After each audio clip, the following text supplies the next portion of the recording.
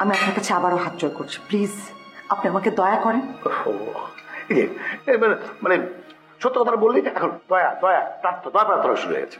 আমি আপনার কাছে আসলেই দয়া চাচ্ছি, ক্ষমা চাইছি, রেহাই চাইছি, কারণ আপনাকে দেখলে আমার দম বন্ধ হয়ে আসছে, প্লিজ। আরে এখনই যদি দম বন্ধ হয়ে যায় তাহলে কি হবে? সব হিসাব তো এখনো বাকি। আমি তো এসেছি আমার সব হিসেব নিকেশ বুঝে নিতে। কিসের হিসেব নিকেশ?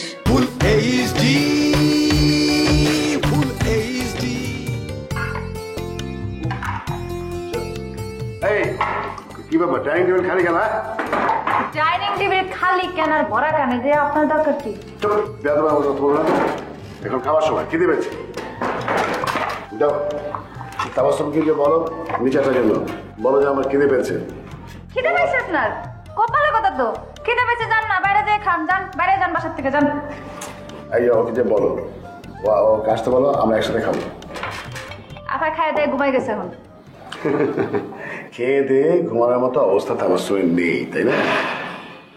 আফার কি অবস্থা আছে আর কি অবস্থা নাই সেইটা নিয়ে আপনার গবেষণা করার কোনো দরকার নাই। আপনি এখন বাসা থেকে বাইরে যান, তাইলে হইব। যান যান। এটা রান্না করলে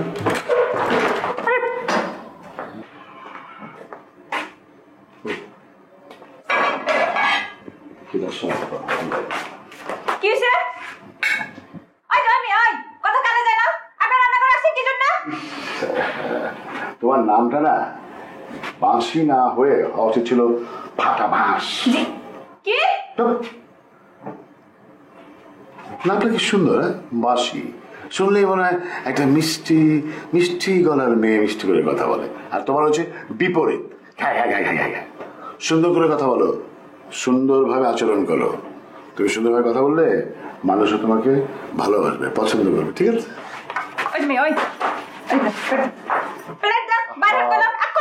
সময় না আমার মাথাটা একদম ঠিকঠাক।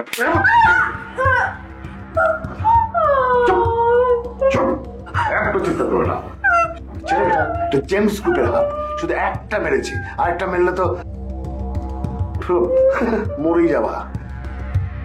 না দেখ গলা, এই গলা ছিঁড়ে রক্ত বের হবে।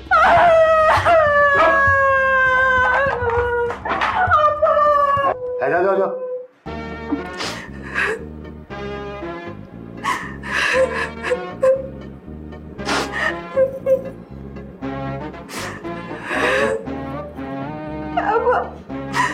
আমি এইরকম একটা ঘটনা বলে চুপচাপ করে রইবেন, কিছু করবেন না?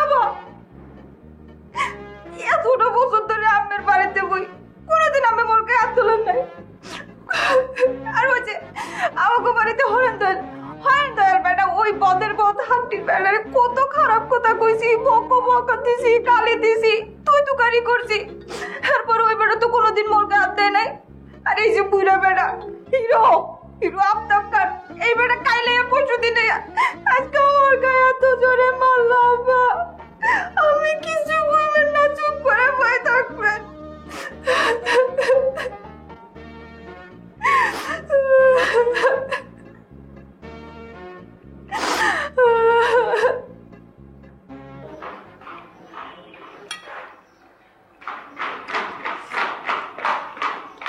বসো বসো।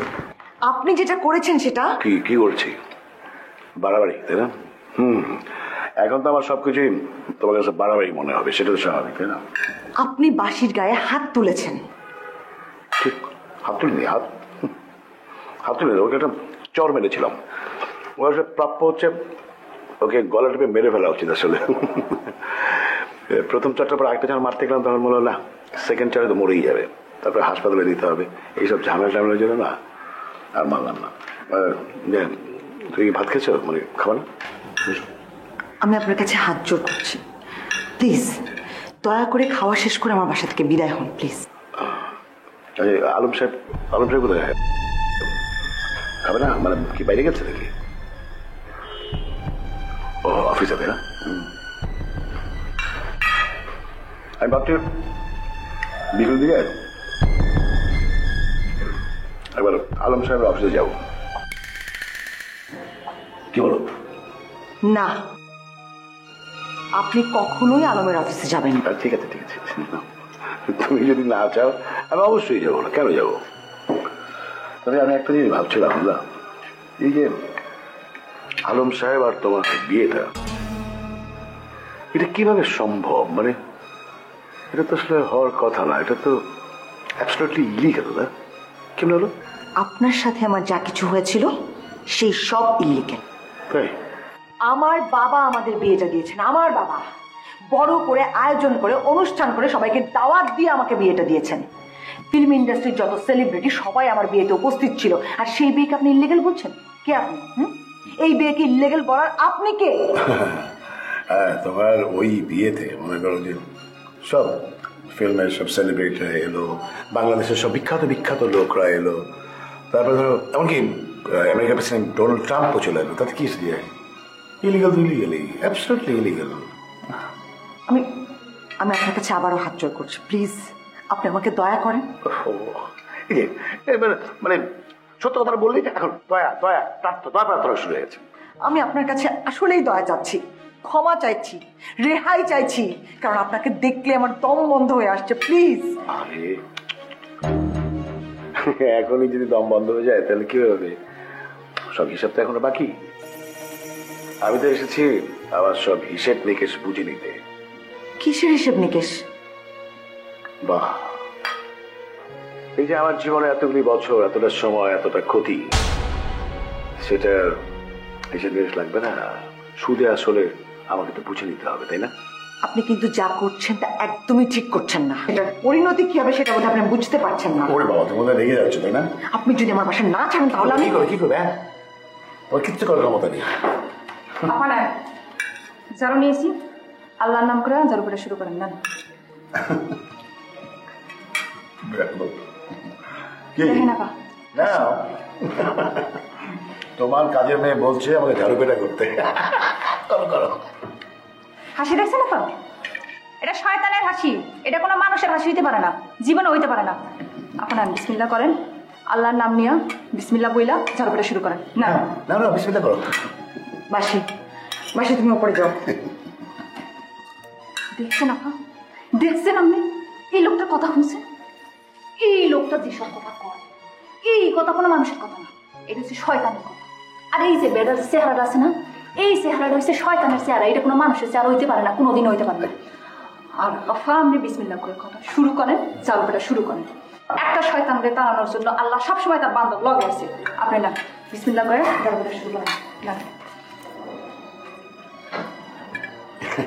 আপনি চুপ করে আছেন, তার মানে আপনি আপা আমার অনুমতি দিলেন। অনুমতি দেন, আমার অনুমতি দেন। এই লোকটারে আমি ঝাড়ু পেড়া করতেছি, ঝাড়ু পেড়া কইরা ওরে রাস্তায় নিয়ে যেতে চাই, রাস্তায় নিয়ে ওরে এমন ভাবে ওর শয়তানি তারা আল্লাহ। আপা চিন্তা করবেন না, কোনো চিন্তা করবেন না, আপনি খালি একবার করে অনুমতি দেন, ওরে পিড়ে এই বাসার থেকে বাইর করে দেবো। আপা আপনি চুপ করে আছেন, তার মানে আমি ধরে লইলাম যে আপনি অনুমতি দিচ্ছেন, কোনো সমস্যা নাই। ঠিক আছে আপা, আপনি যান, আমি শুরু করতেছি। আউযু বিল্লাহি মিনাশ শাইতানির রাজিম, বিসমিল্লাহির রহমানির রহিম। আপা না, আপা চলো ওপরে চলো। এরপর কিন্তু মেরে ফেলবো। হ্যাঁ চলো, গলার টিপে মেরে ফেলবো।